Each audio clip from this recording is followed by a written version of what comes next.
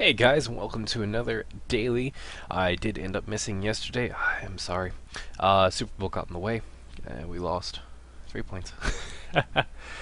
But as promised, because I did miss a day, I'm doing a two today. But I'm actually going to do it in the same one, so it is going to be a double daily. Double daily is what we're going to call it. Maybe daily double. That might be copyrighted. Who knows? But hopefully you all enjoyed this one a bit.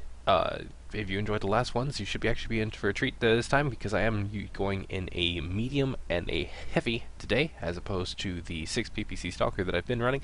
Wanted to change it up a bit for you guys. I know it was requested that it wasn't just the 6 PPC Stalker, and I can understand that. So without further ado, we'll just hop right into the first match.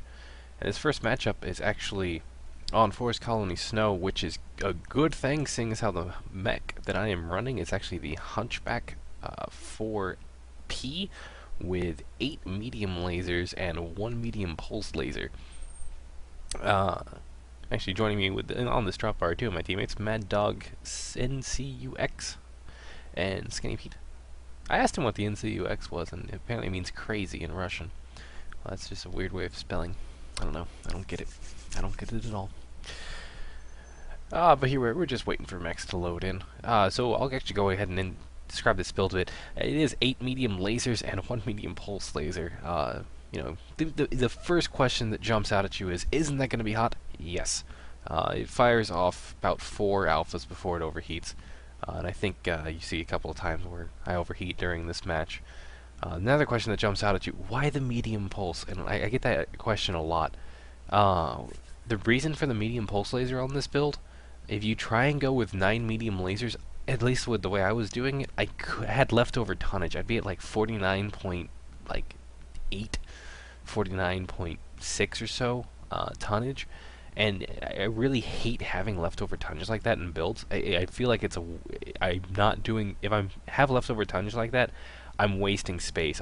I could do something better. So what I did was drop a little bit of armor and upgraded one of the medium lasers to medium pulse. And actually one of the things I did with that is I made sure that that upgraded laser was on the head. The 4P has most of its most of its energy slots in the right torso.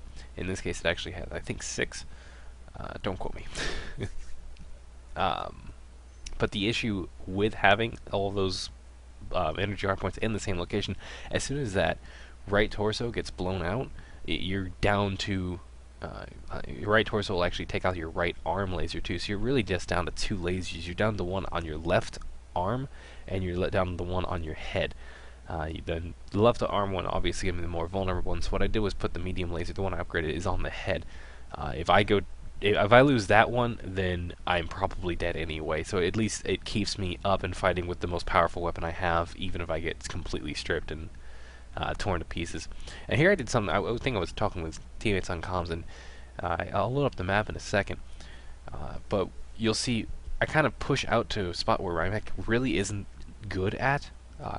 It's a pretty stupid decision on my part, and I really should have been more focused inland, and I do realize the mistake. Luckily, as you can see, it took me a while. Doing a bit of scouting ish, just poking my head behind a rock. As you can see, the incoming missile warning pops up, and I'm able to just duck behind the rock. Don't have to worry about the lock anymore, don't have to worry about the LRMs anymore, they're just going to hit the rock anyway. But the main thing here is, to take away from this, as you can see, we're kind of spread out a bit too. So I noticed that, and I try and go ahead and I'm going to meet up with these 3 guys standing over here, and it's going to be a little bit more grouped up, and which is something you really want to be trying to focus on, no matter what. Focused fire is incredibly important. So I bring them back inland, so I'm back where my mech is able to consistently hit somebody. I want to really be in that 180 meter range to get that medium pulse, but anywhere below 270 is really okay. The medium pulse does have a max range of 360 meters, as opposed to the max range on the medium lasers being 540. But the damage degradation isn't going to be too bad. So here you can see I finally find a mech, and I'm able to just pretty much keep on him. He goes and pushes into cave. I'm not too scared about chasing him after him. We've got the main thing here that's really nice is we have a 4v2 mech advantage, and whenever you can get an advantage like that, you're typically golden. It's pretty safe to go ahead and just push up on him. you really want to try and look for advantages like that as much as you can. If you can ever take if you're ever going to fight one mech, if you have another buddy with you and it's a 2v1, you're typically going to come out on top. It's just how this game works, really, is you always want to be at that additional mech advantage whenever possible. And if you're even, it really, that's when it gets interesting. It comes down to who's better pilot. I mean, not to say that having the mech advantage is not saying you're a better pilot, but it definitely makes things easier. And here we actually have one person pushing up solo. He's going to get torn up here. He tried to support his team, but unfortunately the two teammates that he went to go support died before he got there.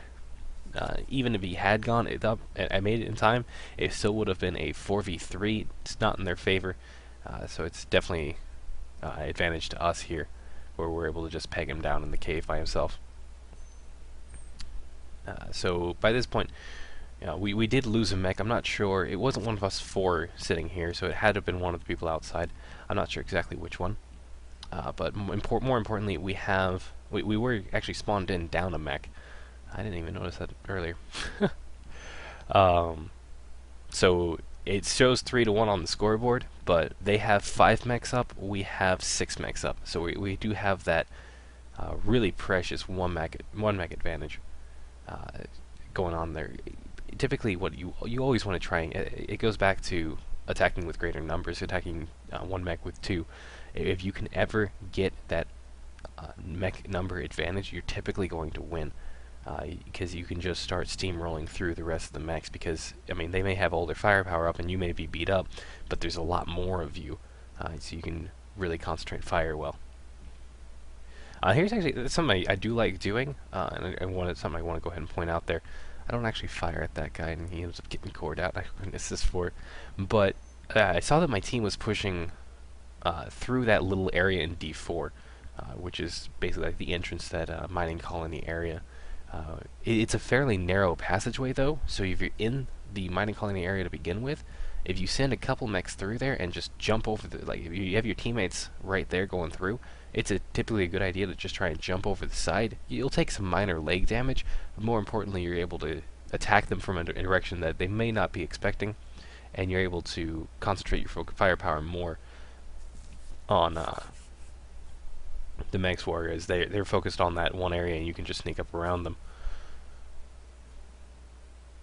So here it shows actually 7 mechs, 7 kills on our team. I'm not sure what happened there. It was not something I witnessed during, not even watching this replay. I'm not sure what happened, but I'm guessing somehow we managed to kill a mech that wasn't there. It may be a team kill, which gave us that extra number, and it just counted it wonky. So we'll actually finish this match with 9 team kills, however that works. Kills on the team, not actual team kills. But more importantly, here you have is a perfect example of what I was talking about. I lost my box, my right torso, and I lost my left arm, but more importantly, I still have that medium pulse laser. I'm able to peg him down with that. So you can see, even with 8 medium lasers gone, I still can peg him down for 6 damage. And more importantly, it's fairly heat efficient once you lose all those side torsos, because it's just the one laser. So, as I said, the main takeaways from that one is making sure you're staying, well, I guess that was the main takeaway last time, making sure you're staying with your team, but also making sure you try and get that mech advantage, a mech number advantage. You want to be able to fight 2v1, 3v1, 4v1. If you can fight them off one at a time, 8 mechs versus 1 every single time you come up against them, you're going to win. It's just that concentrated fire. It's hard to beat. So you really want to try and get as much of a mech number advantage as possible. What's interesting from a competitive standpoint about having that mech number advantage, you're both limited to 8 mechs on either team. Nobody's getting any more than that. So if you want to get that mech number advantage, you have to either start out even or take a disadvantage somewhere and try and like hold them 6v8 while you go 2v1 or something. So it's really interesting to try and get that advantage to begin with, but once you do have it, you can start rolling through the rest of the mechs. As I said, we are going to go ahead and just continue this one and make a second daily. So we'll count that one as the one. That was my makeup one. I'm sorry about not being able to do this yesterday, but we're going to go ahead and go on to the second video of the day. And here we actually have River City Night, and more importantly, I'm in a cataphract. So we're going to see the 5 medium lasers and an AC-20. So this is more of a brawler-focused cataphract build. I'm definitely more focused on trying to stay, again, the nice thing about the 5 medium lasers and the AC-20, they all have the same optimum range at that 270 meters and less range.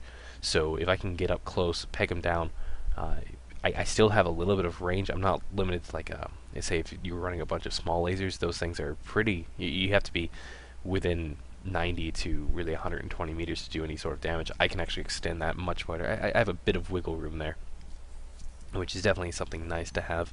And also something nice to have is having all weapons at the same optimum range. It really helps you focus your mech where you can say, okay, no, I need to be at this range because everything's firing at that range. I don't have mixed ranges. I can really just kind of focus my mind, focus my mech, know that I want to be sitting between 0 and 270 meters away from each mech that I engage. It's going to help make things a lot smoother for me. Here we have a strat that seems to be becoming more and more popular, where you kind of just funnel everybody upper city. Used to be you could funnel everybody lower city, but times change, I guess, and mindsets change, and now everybody just they head on upper. It's nice because, especially for brawler-focused setups, to fight on upper. Here we're actually showing off the night vision. It's not half bad, but I mean, if you just compare it, you can see a lot more with thermal, which is why I run thermal on this map.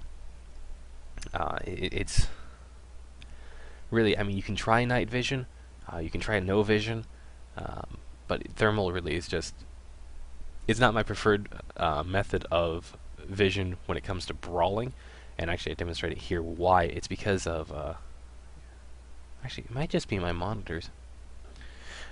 At least for me, I get a little bit of ghosting whenever I'm like wiggle my mech, or wiggle my mech, I guess. My crosshair side to side pretty quickly. I get a bit of ghosting with the outline of the mechs, and it's really disorienting, at least for me. But actually looking at this now again, it looks like it might just be, oh no, it's there. It just wasn't as obvious as I thought it was. But this actually is a perfect segue into my next point, where this upper city area is perfect for brawling mechs. You're looking at, I'm pegging down at 200 meters, 350 meters, a little bit outside what I'd like. 300 meters, I'm closing in a bit, again, getting that range I want. I'm doing slightly reduced damage, but by this point, it's really maybe half a point, maybe a point. It's negligible loss of damage. So what's really nice about this upper city area, especially this D4 area, anywhere between C5 and E3, that cube, not really cube, but grid square, is really nice for any type of brawling type setup, because you're at your optimum range, you're doing your max damage, and there's a lot of buildings that you can duck and weave in and out of. So if you're getting beat up, you can just duck behind a building, pop out entirely another one, because they're fairly close in space together. So you can actually limit your exposure to the enemy a lot more so than, say, here, where you know, if we want to try and cross over, you really have two options here. You can go over the bridge, which is incredibly risky, or you can hop on under, where it's a bit safer. I don't recommend ever really going on that bridge. It seems to just be it's a nice visual feature, but if you actually want to think of it from a gameplay standpoint, you're looking at exposing yourself from a lot of different angles with no cover except to just drop off that ridge. So it ends up being really freaking risky to try and do something like that. And here again, you can see we have that 6-0 advantage, and it was mostly even. We did have the mech advantage in Upper City, and them trying to defend their base against our light push a bit. But it really comes down to you're one lone mech against now what is actually 8. So once you get that mech advantage, it's really easy to keep that mech advantage. So what it really comes down to then is, you know, it's why you see a lot of really one-sided scores. It's not because that team just got stomped that bad. It's because you're able to just roll through once you get started. So it's like once you get the one kill, it's easier to get the second kill. It's easier to get the third kill. You might lose a mech by that point, but by then you're getting your fourth kill. So it's that combined loss of damage. It adds up really quick, and it becomes really hard to come back from. Is the main issue from it. But I hope you did enjoy that episode of the Daily. As I said, Mo, we got the 2 in, so it's a bit longer of an episode. I think it'll be about 15 minutes. But I do hope you enjoyed. I will be back tomorrow with another episode of the Daily. Did have the medium and the heavy. If you have any questions, concerns, comments whatsoever, you can just email me at sjrdale@gmail.com. If you want to tune into the stream live, I'm streaming Mondays, Wednesdays, Fridays, 4:15 to 5:15 p.m. Central Time. I know I'm bobbing my head a lot. It's fun. Don't question it. And I'm also streaming a lot during the day, whenever I can. Normally I have work or school or some other time commitment, but I can normally make it about once a day. I think that's about it. Just wrapping that up.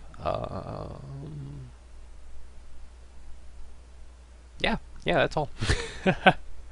Again, hope you enjoyed. Please spread the word about the stream if you can. Well, not if you can, if you want to. If you do enjoy the stream, it's definitely appreciated on my end. If you help spread the word, I love seeing new faces in the chat. I love chatting with you all while I'm streaming. If you have any comments that you want to leave about this video, you can leave it either on YouTube or on the MechWarrior Online post that I have, the forum post. And I do love to see your comments. If you want to see something different, let me know. I'll try and pull up whatever I can. I'm just taking these videos straight from the stream. If you want to see like a more competitive match, I can do that. I can find some old videos that we have. It might be a little outdated based on the current game and current game features, but I can still do some commentary over it. Let me know in the comments. I love getting feedback from you guys. It's definitely appreciated. And again, I seem to take forever with my goodbyes. So I will see you all tomorrow. I will actually be streaming tomorrow as well, but I will see you for another Daily tomorrow. If you want to go ahead and check those out. Well, I guess you are. My goodbyes take forever already. See you tomorrow for another Daily.